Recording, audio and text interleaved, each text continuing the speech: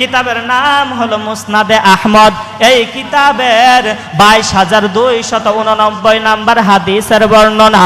আল্লাহর নবীর সাহাবী বলেন, আমি রাসূলের সঙ্গে রাস্তা দিয়ে হেঁটে হেঁটে যাইতেছিলাম। ওই রাস্তার মধ্যে একজন লোক দাঁড়াইয়া তিনি কুল হুয়াল্লাহু আহাদ সূরা তেলাওয়াত করতেছিলেন। আল্লাহর রাসূল এইটা শুনিয়া আল্লাহর নবী বললেন, ওয়াজাবাত, ওয়াজিব হয়ে গিয়েছে। সাহাবী জিজ্ঞাসা করলেন, ইয়া রাসূলুল্লাহ, কুলতু মা ওয়াজাবাত, কি ওয়াজিব হয়েছে?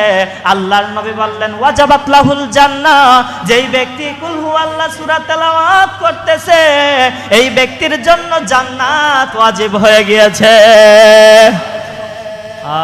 এই সূরা তেলাওয়াত করব তো ইনশাআল্লাহ। এই সূরাটা আল্লাহ রাসূল সাল্লাল্লাহু আলাইহি ওয়াসাল্লাম ফজর এবং মাগরিবের নামাজের সুন্নতে পড়তেন। ফজর এবং মাগরিবের নামাজের 2 রাকাত সুন্নতে পড়তেন। প্রথম রাকাতে কুল ইয়া আইয়ুহাল কাফিরুন, দ্বিতীয় রাকাতে কুল হুয়াল্লাহু আহাদ।